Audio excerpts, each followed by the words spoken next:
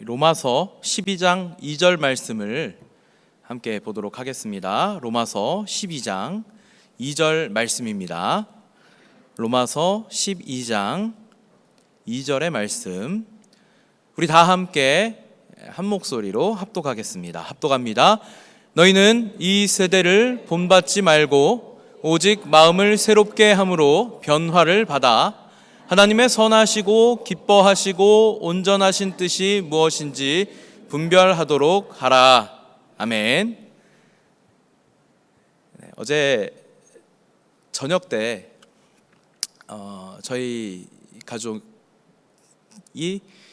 가정 예배를 같이 드렸습니다. 이제 가정 예배 본문이 창세기 1장 1절이었고요. 다루고자 하는 핵심 메시지는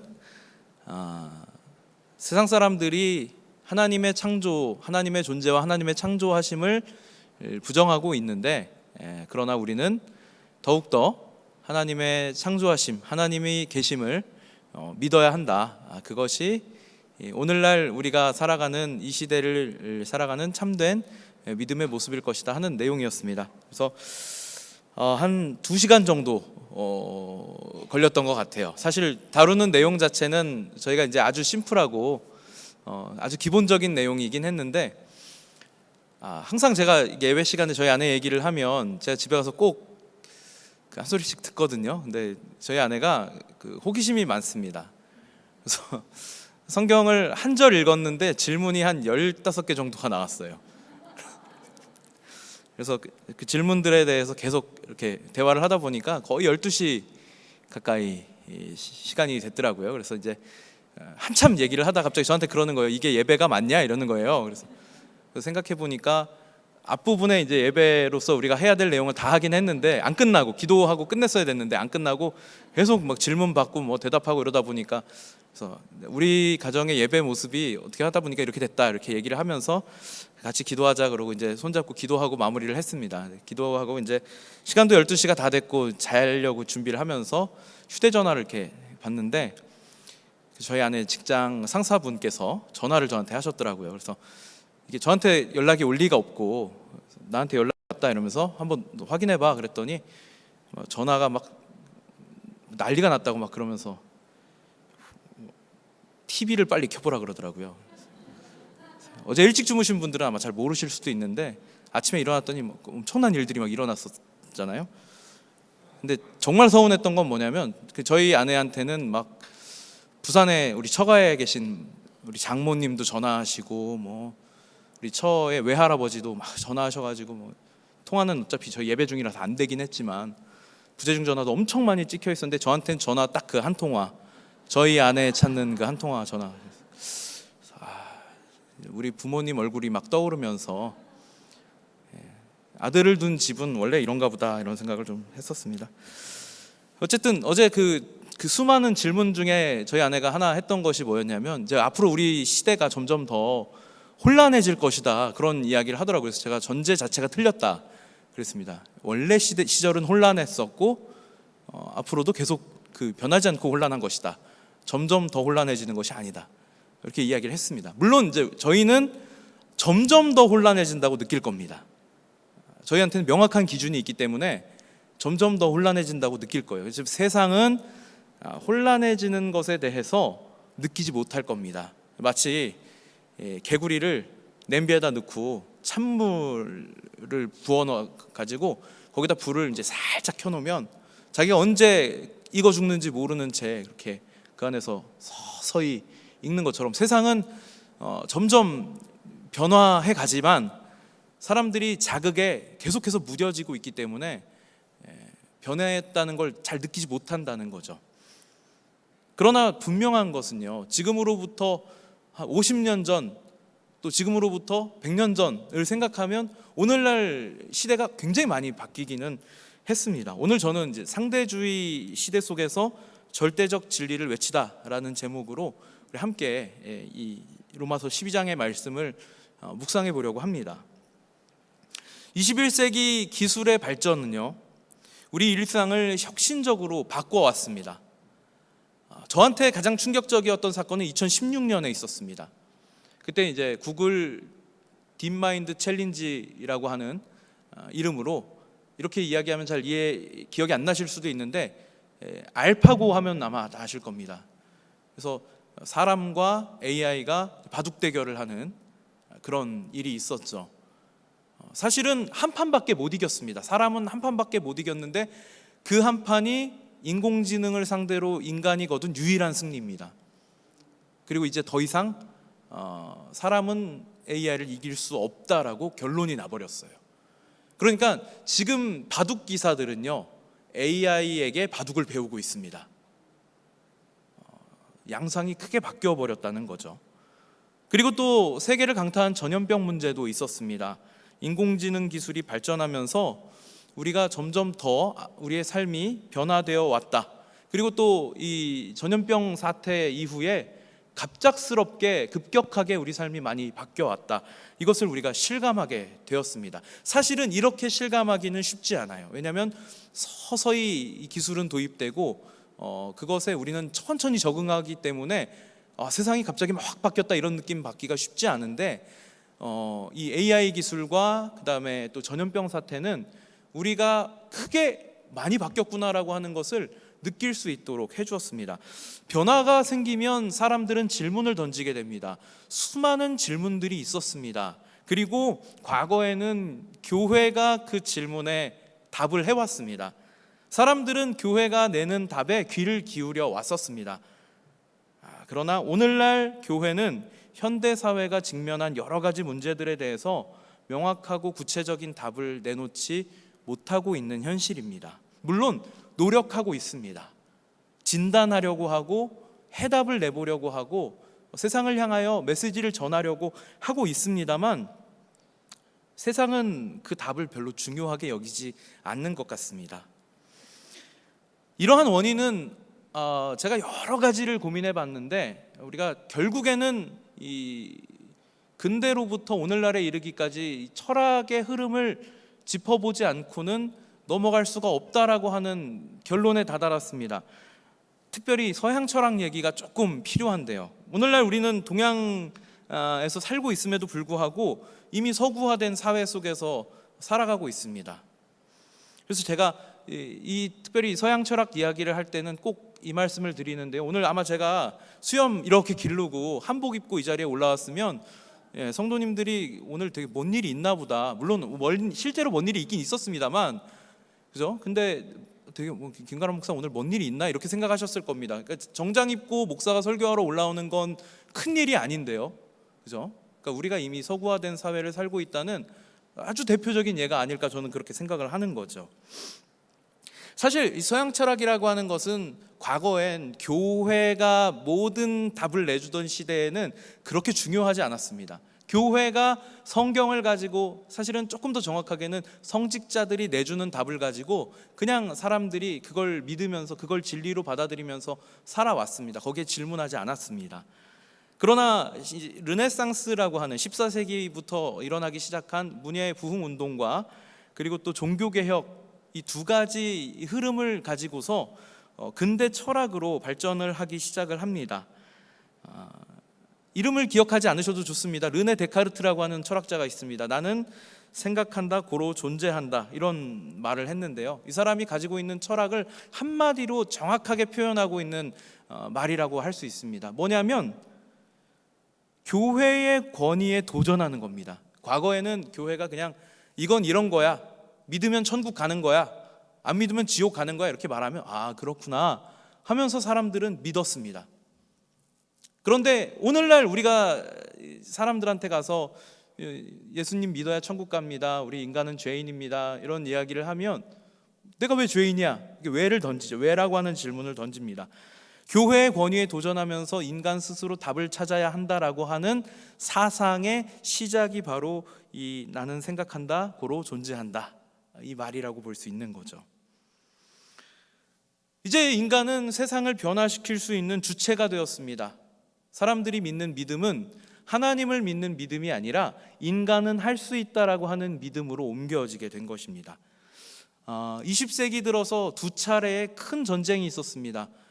1차, 2차 세계대전이 있었는데요. 이 전쟁 전까지만 해도 사람들은 우리 인간은 할 수 있다를 답으로 내고 살고 있었습니다. 그러니까 잘 교육하면 미개하던 중세 사람들처럼 살지 않아도 된다. 잘 교육하면 훌륭한 사람들이 될 수 있다. 그렇게 이야기했습니다. 잘 교육받은 사람들이 기술을 발전시켜서 우리 인류를 더 편안한 삶으로 인도할 수 있다라고 이야기했습니다. 그런데 이 큰 전쟁을 2번 치르면서 그게 아니라는 현실을 마주하게 됩니다. 인간은 너무나도 잔인하죠. 아무리 교육을 잘 받았다 하더라도 극한 상황에 몰리게 된 인간은 다른 사람을 죽이는 일에 거리끼지 않는다는 것을 확인하게 됩니다. 사람을 처절하게 처참하게 만드는 일에도 죄의식을 느끼지 않는다는 것을 확인하게 됩니다. 잘 발달된 기술이 인류를 편안한 길로 만드는 것이 아니라 대량 살상 무기를 만든다는 것을 확인하게 되었습니다. 전쟁 중에 포로를 학대하거나 민족주의, 제국주의를 정당화하는 모습을 보면서 우리 인간이 만들어낸 이 가치가 얼마나 쉽게 부서질 수 있는지를 확인하게 되었습니다. 이로 인해서 절대적인 진리라고 하는 개념이 점점 희박해지게 됩니다. 각자가 주관적인 진리를 말하는 세상으로 옮겨가기 시작을 하는 것이죠. 우리는 이것을 포스트 모더니즘이라고 합니다. 교회는 이런 흐름 속에서 점차 현대 철학과 충돌을 만나기 시작합니다. 교회는 끊임없이 사람들에게 메시지를 던져야 하는데 교회가 던지는 메시지에 사람들의 대답은 아멘이 아니라 왜였기 때문입니다. 그러니까 그 왜라고 하는 질문에 대답하기 위해서 점점 철학의 방법론을 택하기 시작합니다. 우리는 이것을 자유주의 신학이라고 부르는데요. 성경을 이성적으로 해석하려고 하는 시도입니다. 그리고 또 개인적인 해석이 중요해지기 시작을 합니다. 이것을 이제 어떤 신학자들은 저자를 죽이는 일이라고 표현합니다. 오늘날에는 이제 우리가 저자의 의도 같은 것은 사실 중요하지 않게 되었습니다. 우스갯소리로 그런 이야기를 해요. 이제 우리 학생들이 시험 보는 그 수능 시험 출제를 할 때 보면 이제 뭐 현대 문학, 뭐 근대 문학 이런 걸 하면 지금 작가가 살아있는 그런 내용들도 지문으로 실릴 수가 있거든요. 그러면서 이제 어디 글을 이만큼 따와가지고 지문으로 딱 내놓고 그래서 지금 작가가 하고자 하는 말이 무엇이냐 이렇게 질문을 던지면 이제 학생들이 거기에 답을 달아갖고 정답을 맞춰야 하는데 작가가 그 문제를 틀렸다는 겁니다. 작가의 의도가 뭐냐라고 질문해서 작가가 자기 의도를 답으로 냈더니 그건 답이 아니다 이렇게 이야기를 했다는 거예요. 우스갯소리입니다. 그러니까 세상은 사람들이 어떤 의도를 가지고 행동했느냐 보다 나는 그걸 어떻게 받아들이고 있느냐가 더 중요해지기 시작을 했습니다. 이것이 개인주의적인 해석이라고 말할 수 있고요. 이런 자유주의 신학이 팽배해지다 보니까 성경을 하나님 말씀으로 더 이상 보지 않습니다. 내가 믿을 수 있는 이야기는 하나님 말씀이고 내가 믿지 못하는 이야기는 지어낸 이야기라고 하는 거예요. 조금 더 가면 그냥 이건 인간이 지어낸 이야기라고 해버립니다. 이러한 흐름에 이제 자극을 받은 신학자들이 어쨌든 정통이라고 하는 과거에 우리가 가지고 있었던 성경을 하나님 말씀으로 보는 관점을 지키기 위해서 자유주의 신학자들이 사용하는 방법론을 또 가지고 와서 똑같이 시도를 합니다. 그러다 보니까 성경의 절대적인 권위를 주장하지만 인간의 이성에 맞게 해석하려고 하는 식으로 나오게 돼요. 이것이 오늘날 우리가 겪고 있는 현대의 신학의 큰 흐름입니다. 물론 성경을 오직 진리로 하나님 말씀으로 받아들이는 사람들도 있습니다. 감사하게도 아직 대한민국에는 우리 기독교인들이 꽤 많은 분들이 그래도 성경은 하나님 말씀이다라고 말했을 때 아멘 할 수 있겠지만 전 세계적인 흐름은 사실 그렇지 않습니다. 어쩌면 오늘날 교회가 세상의 여러 가지 다양한 문제들에 대해서 명확한 답을 내지 못하는 이유는 이런 사람들의 생각의 변화, 철학의 변화와 그리고 또 신학적인 변화에 적응하려 했기 때문이 아닌가 하는 생각을 하게 되는 것이죠. 오늘 대표기도 하실 때도 그런 이야기를 했었습니다. 성을 막 자기 마음대로 바꾼다거나 하나님이 만드신 창조 질서를 부정하는 일들이 일어나고 있습니다. 이것뿐만 아니라 사실은 다양한 부분에서 우리가 현실적으로 맞닿아 있는 여러 가지 문제들에서 성경적 해석을 하다가 논란이 일어나는 것을 보게 됩니다. 교회는 사랑을 강조하고 있지만 그 의미를 성경적 진리에서 찾기보다는 인본주의적에서 관점하려고 하는 오류를 범하기도 합니다. 우리는 지금 이런 혼란스러운 시대 속에서 살아가고 있습니다. 그러니까 제가 사실은 과거부터 혼란했고 지금까지 계속 혼란해 왔다라고 말씀을 드렸지만 우리는 이 혼란으로 느낄 수 있는 기준이 있습니다. 교회는 사랑과 진리를 균형을 가지고서 말해 왔어야 했는데 이 균형을 잃어버리니까 세상이 진리보다 뭐 다 옳다, 너도 옳고 나도 옳고 우리 모두가 다 옳을 수 있다, 이런 식으로 상대적 관점을 강조해 오고 있는 것이죠. 교회조차도 하나님의 절대적인 진리를 따르는 것보다 세상의 기준에 맞추려고 하는 시도를 하게 됩니다. 오늘날 어느 순간부턴가 우리는 하나님 말씀에 대한 절대적인 믿음을 잃어가기 시작합니다. 어떠한 모양이라도 악은 벌이라고 말씀하셨는데 제가 최근에 유튜브 보다 보니까 어떤 한 유명한 그 대학 교수, 신학자 교수님께서 요가 할 수도 있고 안 할 수도 있다, 이런 식으로 말씀하시더라고요. 어떤 모습이라도, 성경은, 하나님 말씀은 어떤 모습이라도 악은 벌이라고 했는데 그 힌두교 그 포교를 위해서 문화로 위장한 그 요가 운동에 그거 뭐 문화로 볼 수 있다, 상대주의적으로 해석할 수 있다, 해도 좋고 그거 마음에 걸리는 사람은 안 하면 된다, 이런 식의 답변이 지금 기독교 채널에서도 막 나오고 있는 현실입니다. 성경은 분명히 말씀하고 있습니다. 우리가 오늘 확인한 대로 세대를 본받지 말고 분별하면서 살라고 말씀합니다. 교회는 시대와 사회적 흐름을 따라서 가변적인 사고방식을 갖고 사는 것이 아니라 하나님 뜻에 따라서 분별력 있게 행동해야 하는 것입니다. 우리가 이제 5주간 보기 쉬울 시간을 통해서 확인하고 있는 것이 뭐냐면 5대 솔라입니다. 오직이죠. 오직이라고 하는 것은 다른 답이 없는 겁니다. 그런데 우리가 살아가고 있는 이 세대는 절대적인 걸 원치 않습니다. 절대적인 이야기를 하면, 오직을 이야기하면 편협한 사람이 됩니다. 나쁜 말, 죄송합니다. 나쁜 표현인데 개독이라고 하죠. 물론 우리가 해야 될 일은 서로 사랑하며 살아가는 것입니다. 그러나 진리 안에서 해야 할 것입니다. 예수님이 말씀하신 사랑하라 라고 하신 말씀은, 이 세 계명은 단지 우리가 감정적인 차원에서 용납하면서 관용을 보여주면서 그렇게 살아가라는 말씀이 아닙니다. 이것은 서로를 바로잡고 하나님 뜻을 이 땅에서 이루면서 살아가는 사랑을 말씀하신 것이죠. 성경에서 말하는 사랑은 죄를 용납하는 사랑이 아닙니다. 죄를 지적하고 바로잡는 사랑입니다. 하나님께서는 우리가 그분의 뜻을 이루며 살아가기를 원하시는 것이죠. 그러나 우리가 일상에서 진리를 또 사랑을 실천하는 일은 쉬운 일이 아닐 것입니다. 우리가 살아가고 있는 세상은, 우리가 예배당을 벗어나서 마주하게 되는 세상은 모든 것이 옳다라고 상대적인 기준을 말하고 있고요. 또 우리에게 그 기준과 그 흐름에 맞추어서 살라고 요구하고 있습니다. 그러나 신앙이라고 하는 것은 절대적 기준을 따라야 하는 것이고요, 하나님의 뜻을 따라 살아야 하는 것입니다. 그러면 우리가 일상에서 어떻게 하나님의 뜻을 이루며 살아갈 수 있을까요? 먼저 기독교가 말하는 사랑의 본질을 정확하게 이해해야 합니다. 많은 사람들이 사랑은 감정적이고 따뜻한 거라고 생각을 하죠.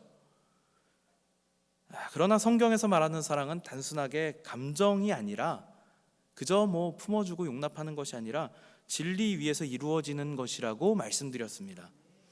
예수님이 우리에게 주신 사랑은 죄를 지적하고 고백을 통해 회개하고 그 죄로부터 벗어나도록 돕는 것입니다. 가늠하다 잡혀온 여인을 예수님께서는 나는 너를 정죄하지 않겠다, 그러나 가서 다시는 죄 짓지 말라 말씀하시는 것입니다. 우리는 이 사랑을 세상 속에서 실천해야 하는 것이죠. 예를 들어서 여러분, 우리가 직장이나 아니면 또 가정이나 우리가 마주하게 되는 사람들 속에서 누군가가 어떤 실수나 잘못을 했을 때 그걸 비판하는 것이 아니라 진심으로 그것이 잘못되었음을 지적하고 올바른 길로 인도할 수 있는 것입니다. 잘못된 일이 있다면 그걸 바로잡는 것이야말로 진정한 사랑인 것이죠. 우리가 그들에게 진리를 말할 때 그들은 더 나은 길로 갈 수 있을 것입니다. 죄를 회개하고 하나님께로 돌아오는 일이 가능해질 것입니다. 또 우리가 이 사랑의 본질을 이해하고 진리를 기반으로 사랑을 실천하면 진정으로 사람을 변화시킬 수 있는 것입니다. 여러분, 우리 기독교가 가지고 있는 참 힘은요, 사랑으로 사람을 변화시킬 수 있다는 겁니다. 잘못된 걸 그냥 용납하고 그대로 있는 그대로를 받아들이는 것이 아니라 잘못된 건 잘못됐다고 말을 하고, 그럼에도 우리를 용서하시고 품어주시는 주님의 사랑으로 우리도 그들을 품을 때 그들이 주 안에서 잘못을 깨닫고 마음을 돌이키고 변화되는 모습을 볼 수 있는 것입니다. 우리가 성경이 말하는 사랑의 본질을 잘 이해하는 것은 세상의 기준을 따르지 않고 하나님의 뜻을 기준으로 삼을 때 가능합니다. 오늘날 우리는 많은 외부적인 압력과 사회적 기준에 맞춰 살아가야 한다는 생각에 빠지기 쉽습니다. 저는 이것이 굉장히 불가피한 일이라고 생각합니다. 왜냐하면 우리가 실제로 예배당을 벗어나서 사회생활을 하다 보면 이런 주장들을 받아들이지 않고는 세상 속에서 살아갈 수가 없다는 현실을 마주하게 되기 때문입니다. 어제 저희가 가정예배를 드리는 중에 저희 아내가 저에게 그런 질문을 던졌던 것은요, 어제 저희 아내의 직장에서 양성평등 교육을 받았기 때문이었습니다. 이건 이제 필수예요. 오늘날 직장에서는 양성평등 교육이 의무화되어 있습니다. 그래서 저희 아내도 이제 자기 직장에서 직원들을 모아놓고 양성평등을 가르칠 수 있는 교수님 한 분이 강사로 오셔서 그 내용을 이제 가르치시는 거예요. 제가 지난 주일에 우리 청년들과 함께 이제 성경 공부를 지난주부터 시작해가지고 창세기를 함께 보고 있는데요. 양성평등은 사실 성경에 나오는 개념입니다. 하나님께서는 사람을 만드실 때 남자와 여자를 만드시고 서로를 돕는 배필로서 짝지어 주셨습니다. 얼마나 아름다운 평등입니까? 그런데 이 평등은 모양이 달라요. 역할의 차이가 있습니다. 위치의 높고 낮음의 문제가 아니라 역할로서 차이가 있다는 것입니다. 그런데 하나님 말씀으로 우리는 기준을 삼고 하나님의 창조 질서 안에서 만들어주신 평등을 누리며 살아가지 못하기 때문에 양성평등 교육을 받으면 여전히 많은 부분에서 여성들이 억압받고 있다고 가르치고 있어요. 실제로 지금 이 자리에 계신 분들 중에는 아마도 많은 부분에서 차별받으며 살아오신 여성분들이 계실지도 모르겠습니다. 아마 그럴 확률이 높습니다. 그러나 우리 사회는요, 어느새 이 성숙도가 굉장히 높아져서 예를 들면 저는 아직 자녀가 없기는 합니다만 제가 만약에 딸을 낳았다고 한번 생각을 해볼게요. 이 딸을 낳아가지고 이 딸이 이제 한 15살쯤 됐습니다. 그래서 어느 날 이제 같이 밥을 먹다가 뜬금없이 저한테 그러는 거예요. 저는 지금 있지도 않은 딸 얘기를 하면서 상상을 하고 있습니다. 아빠, 나는 소방관이 되고 싶어요. 그럼 제가 무슨 대답을 해야 될까요? 야, 너 참 멋진 선택을 했다. 아빠가 너 멋진 소방관 될 수 있도록 열심히 응원할게, 지원해줄게 라고 말을 하는 것이 맞겠죠. 어디 여자가 남자 할 일을 감히 이렇게 얘기하면 뭐라고 저한테 말씀하시겠어요?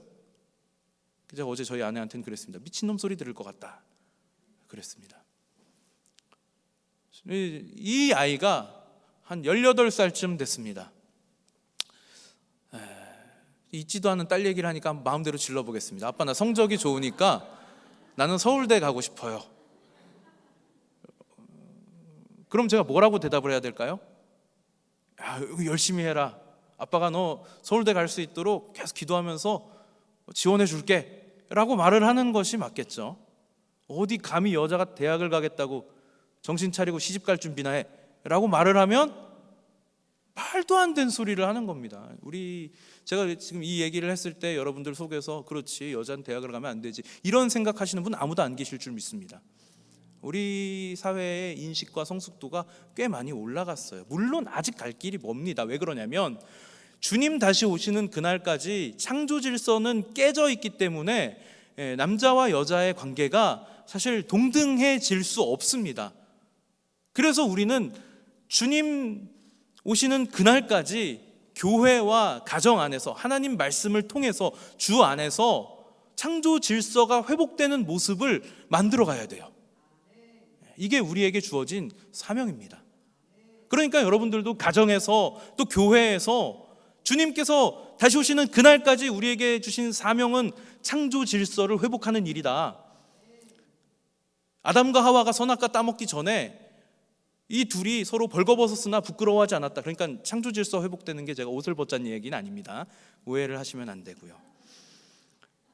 그만큼 서로를 대등하게 볼 수 있었다. 우리도 그런 관계가 되어야 할 것입니다. 역할의 차이가 있습니다. 과거에는 이 역할이 조금 더 고착화되어 있었을지 모르겠어요.